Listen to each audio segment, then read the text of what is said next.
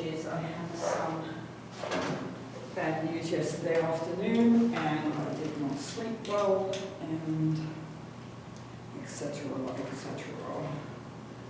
I'm looking for here.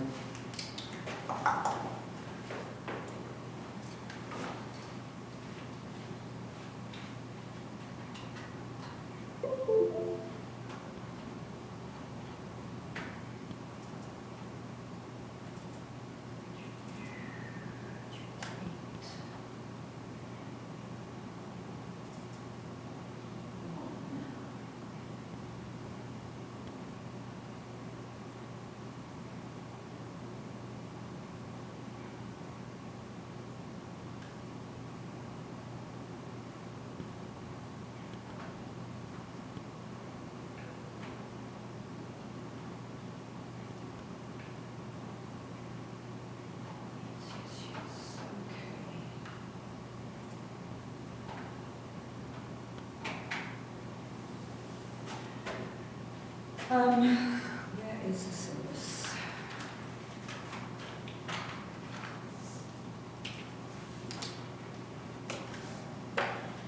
Okay, so before I look at chapter 8, and I'm going to concentrate on the alcohol information,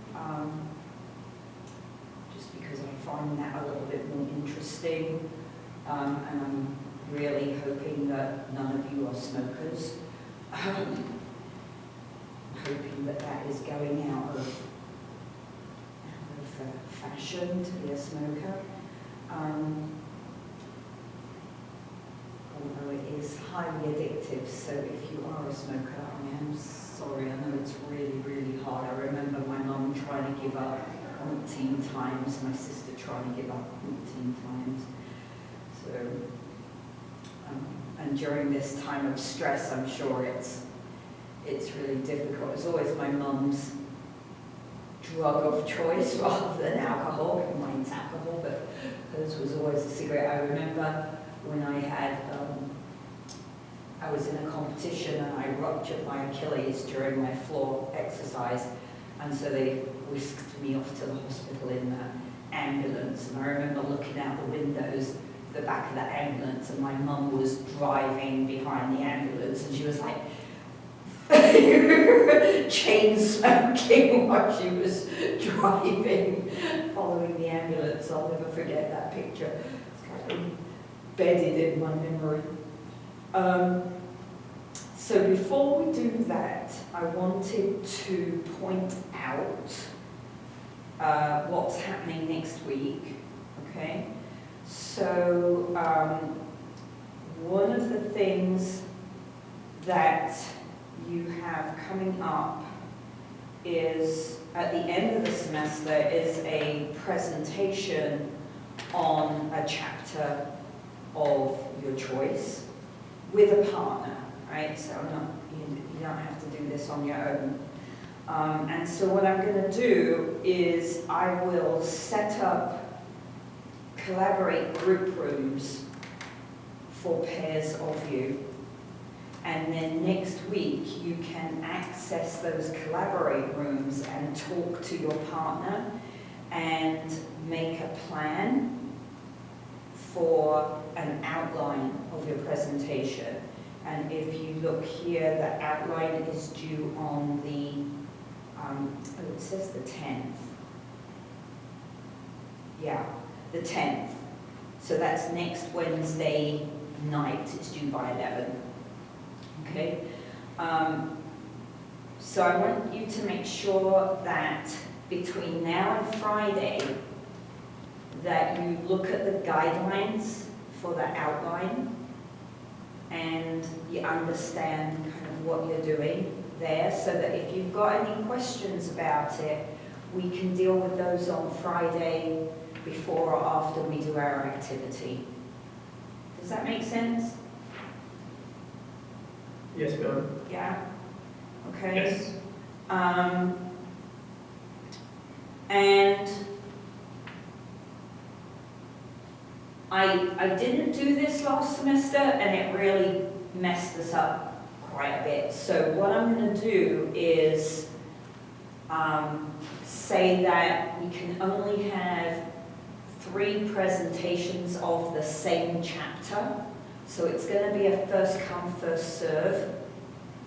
When you talk with your partner, email me quickly and let me know what chapter you want to present on. Because then we've got 3 days of presentations at the end of the semester, and if necessary, I can put the same chapter on each day, right? So if everybody wants to do alcohol, right, chapter A, just 3 pairs can do chapter A, and then we'll have one on Monday, one on Wednesday, one on Friday, so that we're not repeating the same chapter within a presentation period.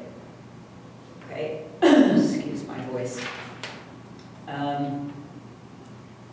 What else did I want to let you know about before I started?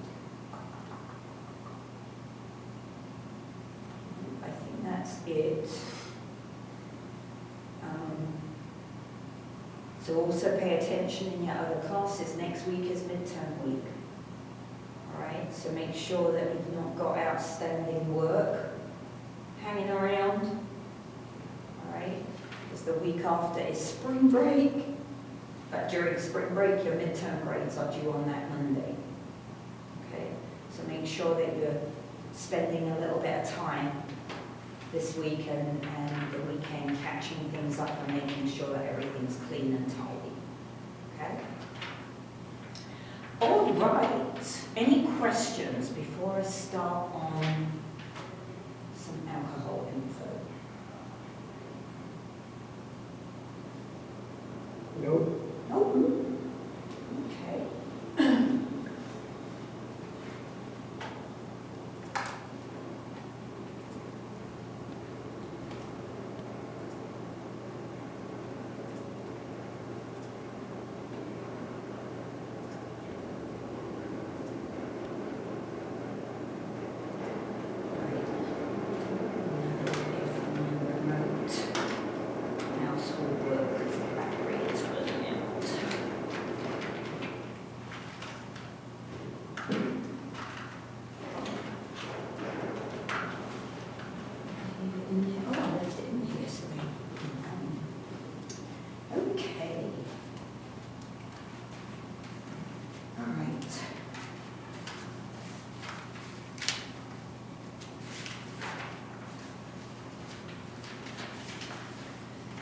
And we'll look at table 8.1.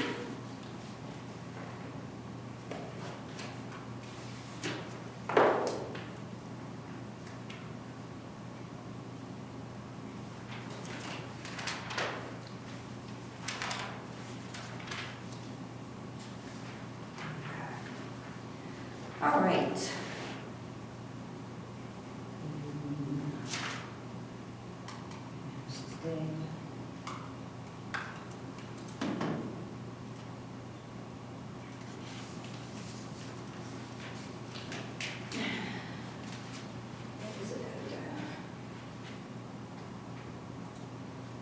Okay. So, being a drinker, I found that information in this chapter really very interesting. And if you read it carefully and you kind of question yourself, I found myself trying to tell little fibs to myself about how much alcohol I drink. So it's really interesting if you're trying to be very honest with yourself. There's some info in this chapter, I think, that's going to challenge your comfort zone a little bit, okay? So one of the things they're trying to put over is the difference between having a drink and being really abusive with alcohol and dependent on alcohol. All right. So initially, it can become what they call harmful use if we are drinking while we knowingly are damaging our health. So that in itself is a challenging statement, I think, because does my liver have to work very hard to clean out the alcohol from my system? Yes. Do I drink enough that I knowingly am damaging my liver? I don't think so, but since I can't see my liver, kind of tricky to think about, right? So if I'm drinking heavily on a regular basis, or I'm someone that drinks and passes out and maybe it's at risk of injuring myself, or I'm someone who drinks and then gets in a car and drives, right? Then those are clearly harmful scenarios. And it's quite interesting when you look at table 8.1, right? So they try to categorize your drinking levels, all right? So obviously I'm not an abstainer. I would have to say I'm not a light drinker because I drink every day. Am I a moderate drinker? So more than 3 drinks a week, but no more than 7 drinks a week. I don't think I even fall into moderate there because I probably have 2 glasses of wine, possibly 3 sometimes a day. So that isn't 7 drinks in a week, right? So that puts me into the heavy category of drinking, according to that classification. And I don't consider myself a heavy drinker at all, right? In my head, that's not how I would say I'm a moderate drinker. But according to that classification, I clearly fall into heavy, right? So once we get to a point where we're including our harmful use, but then we add a social dimension to this as well. So when people get aggressive or angry when they drink, right? That would be my daddy, very angry drinker. Or when we drink and drive, right? So there's a social dimension because I'm putting not just myself at risk if I'm drinking and driving, but other people who may be in the car or in other cars, right? So what's the difference between abusing alcohol or being dependent on alcohol, right? So the symptoms for alcohol dependence are in table 8.2. So we're looking at a compulsion to drink, difficulty controlling the amount of alcohol consumed, withdrawal symptoms if you don't drink alcohol, right? We talked a little bit about that, I think, last week. Evidence of tolerance, neglect of other interests or neglect of your workload or your responsibilities at work or your responsibilities to your family, right? So that's an interesting idea. How many of those symptoms do we have to be considered dependent, right? So the table says 3 or more over the year. So I would say I clearly show evidence of tolerance, and I think that's it. So I'm hoping that means I'm not alcohol dependent. I'm certainly a functioning alcohol user, right? So I don't drink until late afternoon, evening. I mean, I have known people who get up and the first thing they do when they get up is pour a drink, right? That's breakfast for them. So that clearly is a little more of an obvious scenario when we're looking at these definitions. But again, it's a question. This is not, right? This is not about judging other people or judging yourself. It's about being honest with yourself so that if this is a behavior you want to change, then the chapter and the worksheets are giving you the opportunity to consider whether that is something you can do, right? No one's saying you have to change, but if you want to change, then this is an opportunity to at least think about doing that, right? I think that's not going to work. The carbs and things that are in alcohol has quite a lot of calories. Those calories are carbohydrate, so we want to be careful about blood alcohol concentrations and carbohydrate consumption.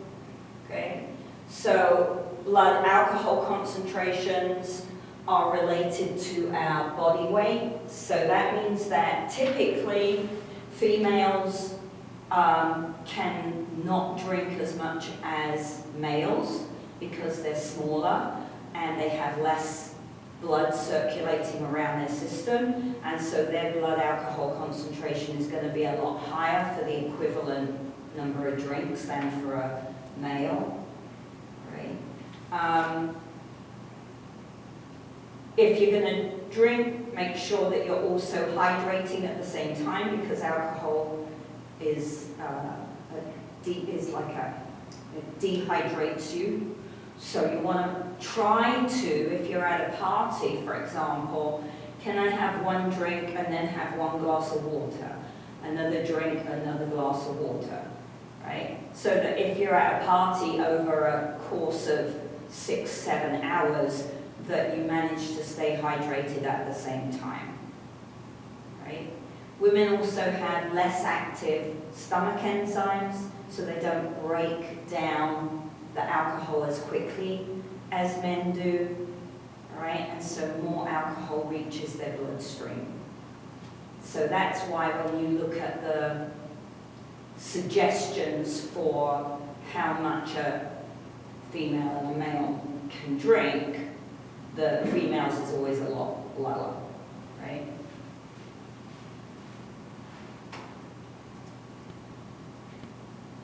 So this is one of the reasons why I wanted to highlight the alcohol stuff, is because there's a lot of information related to your age group and your population, and there's less info about that on smoking. The smoking stuff is more geared towards the kinds of cancers and things that you can get by smoking or chewing tobacco. Right? But when we look at alcohol-related deaths, then, and remember that this book is pretty up to date, right? This is a new textbook, so these numbers are quite current right now, and I think that they're a little bit scary, right? About 5,000 alcohol-related deaths a year amongst college-age populations, right? About 1,600 students killed each year due to alcohol-related injuries. Now, those aren't all car crashes. A lot of them are car crashes. But a lot of them are other related activities that doing those drunk is not. So going swimming, right? So quite a few college-age students drown because they're swimming. right? Falls, so there's quite a few, often read about falls off a balcony or something.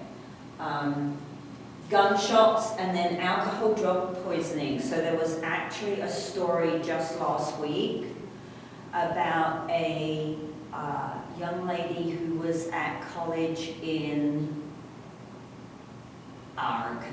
I knew I would forget this. She was at college. She was pretty successful as an academic and a student.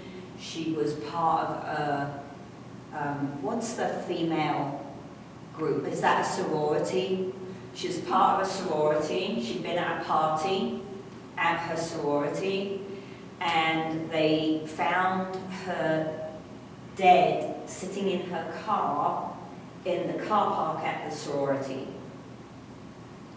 And she had alcohol poisoning, and it was below freezing, so I don't know the whole story, it wasn't reported, but I'm thinking that maybe she got in her car, passed out, and then died of a combination of alcohol poisoning and hypothermia. So very, very sad, and just last week, right? So this is a very current issue, and I don't know. I mean, I mentioned last week about the fact that the culture around drinking in Europe and the UK is totally different to here.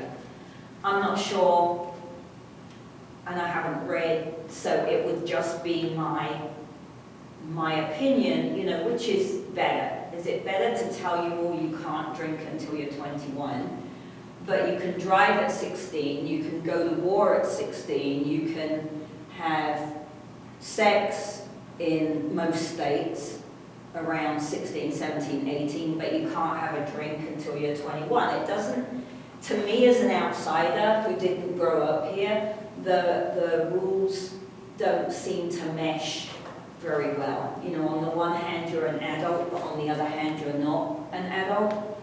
And I'm not saying that not being allowed to drink until 21 is a bad thing, right?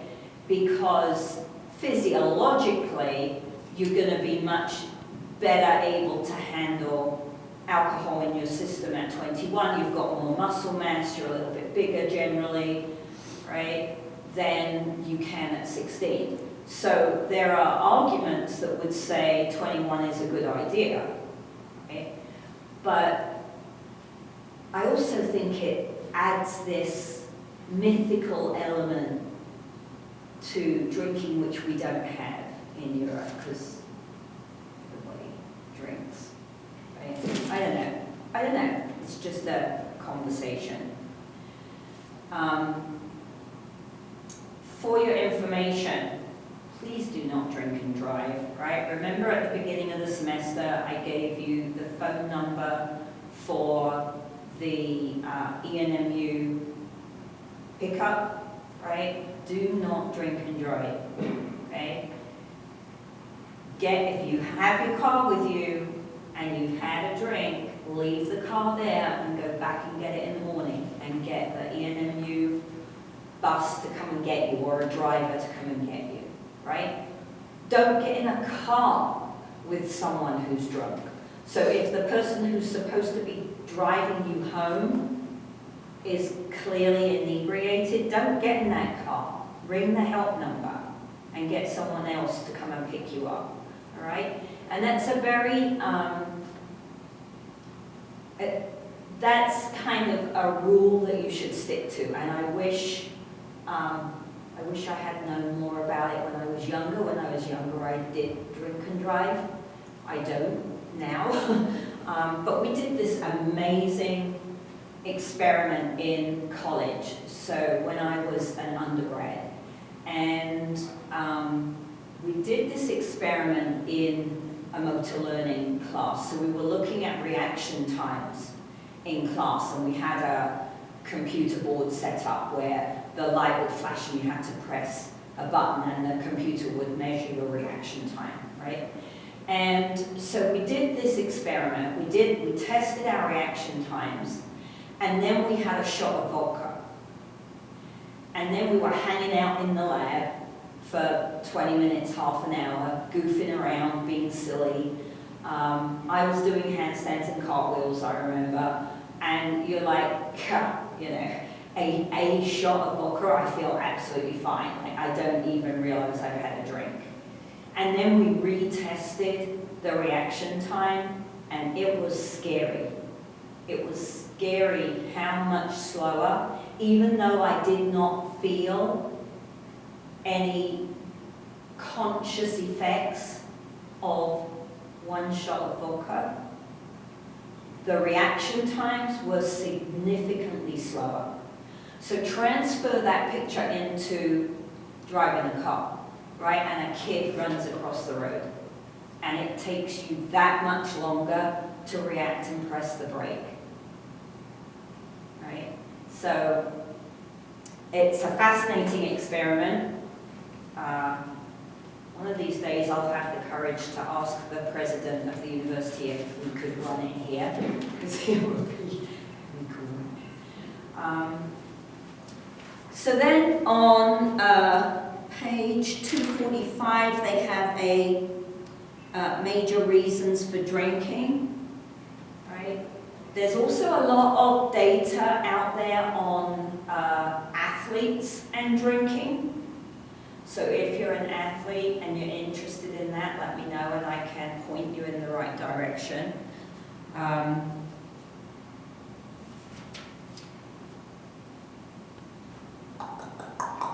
What else?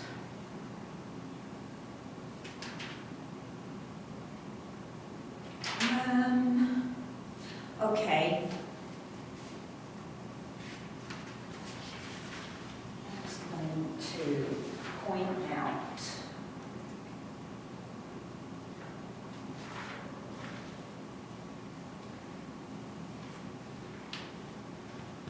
So just some things to think about then. Remember that the more often you drink, the more likely you are to develop tolerance to that alcohol level, and then if you like the feeling that alcohol gives you, not being drunk, but that, you know, just that initial kind of, whew, right, or happiness if you're at a party, or just the feeling of being able to relax and chill out and let some of your tension or let your personality out a little bit because you're shy, right? Just remember that over time, those responses are going to require more alcohol to get that feeling, all right? And that's something to watch for, because that's the slippery slope to starting to drinking too much, okay? Athletes. So I have to say it's an anathema to me why athletes would drink when we know that it slows down reaction time, it changes your cognitive awareness, there's all these things. However, think about the culture of alcohol, certainly in the UK and Europe, right? There's a culture of alcohol around certain sports, which makes it acceptable to be a drinker and compete in those sports. So for example, rugby and cricket at home. Soccer, although the culture around alcohol and soccer is not very pleasant in Europe and the UK, so that's slightly different, but the culture around rugby and cricket is very, you know, part of the gang, we're a team, we're having fun, you know, we play a rugby game and then you go to the pub, or the rugby club has a bar and you play a game with a visiting team, and then you all go to the bar and have a drink afterwards, usually many drinks afterwards. Cricket matches at home. I don't know about other countries in Europe, but cricket matches in England, every little village in England has a cricket pitch in it. And the cricket pitch is always very close to the pub, right? So close that the people watching the cricket game will go and get a pint of beer and then go back and watch the game with their pint of beer. And I've seen cricket games, and these aren't international level games, right? These are villages competing against each other. But I've seen people playing the cricket game, right, who are on the outfield waiting for a ball to maybe come in their direction with a pint of beer on the side, right? So we have this culture around sport around certain sports at least, that encourage or at least don't judge drinking and competing, but that's a pretty risky combination, right? If you're a serious competitive athlete, can you afford to drink and get hurt, right? So think about slower reaction times, slower cognitive awareness, decision making slows down, okay? So that could lead to an injury, or it could lead to a bad decision that means you drop a ball that you should have caught, right? Things like that. Okay, and as I said, there's quite a lot of research, of literature on athletes and drinking. So a lot of athletes will say that they get so nervous before the competition or the game that they'll take a drink to try to calm their nerves down, for example, right? Or they're under so much pressure to win that game that they take a drink to try to handle the stress, right? So again, it's not a judging, it's just a be thoughtful about that, because you don't want to get hurt because you had a drink, right? Use the NMU Safe Ride. Make sure you have that number on speed dial in your phone so that you can get a ride home at any time. I think that they start at like 6 o'clock on a Thursday, and they run through Thursday night, Friday night, Saturday night, Sunday night, I believe, right? So kind of the party time. You can get a ride home if you need one. Read the information on daybreak. That's quite unnerving, right? Don't drink a drink that someone else gives you. So how many of you have been at a party and someone's brought you over a drink?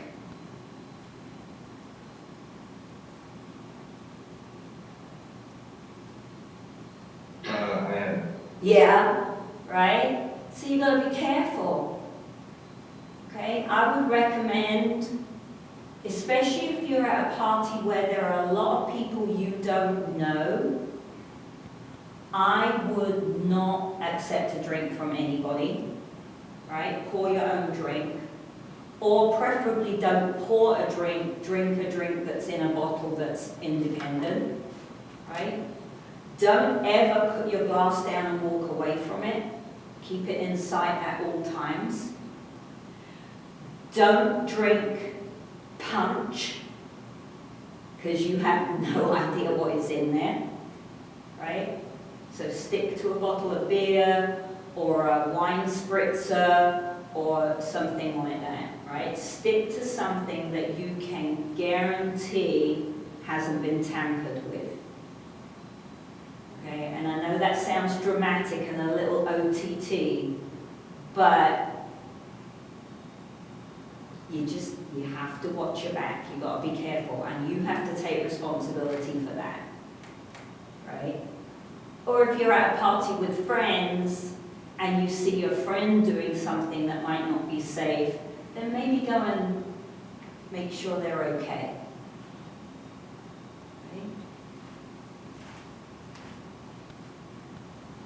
If you have a friend, so this last point, just to highlight this point because I've had several students end up in this situation over the years. So if you have a friend who is clearly inebriated and has obviously had too much to drink, then you need to make sure that they get home safely. Right? You can't just leave them there and go, oh, okay, you're not my problem now, I'm leaving. Don't do that, because you don't know what's going to happen to that person, right? Make sure they get home safe.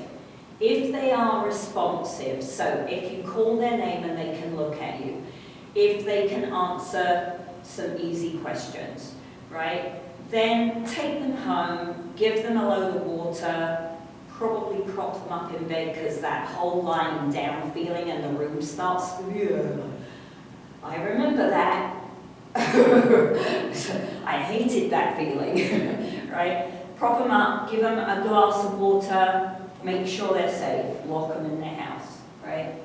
If they are unresponsive, so if they can't look at you clearly, if they are unable to respond to their name or to answer questions without slurring or things like that, don't take them home, don't leave them behind, get them to the ER so that they can pump their stomachs. Okay? As I said, I have had several students over the years that I've been here that have ended up in ER having their stomachs pumped. All right? So again, I know it sounds dramatic and like I'm over-exaggerating and being a mother hen, but I don't want you to be the people going through that, okay? Because it is not nice. All right? Okay, questions?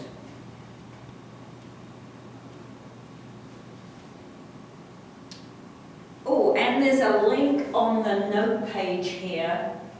If you are an athlete and you're interested, there's a link to Stanford University to an article there about alcohol and athletic performance.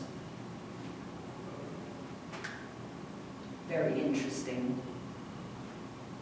Okay, so questions, comments, experiences that you dare to share.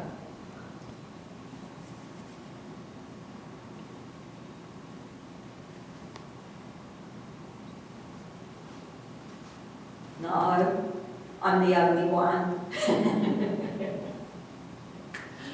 Okay, so remember to look at the guidelines for the presentation outline, right? So that if you have any questions, you can ask me that on Friday. And Friday, we're going to do ooh, na, na, na. And then as soon as we do that, it's going to be stuck in my head for the whole weekend. But it's a load of fun. So I'll see you Friday. Have a lovely day. It's going to be super, super crazy warm here in Portales. So not too windy. So try to get outside and enjoy a walk or a run or a bike ride. Because the next few days are going to be crazy windy and it's not very pleasant. All right?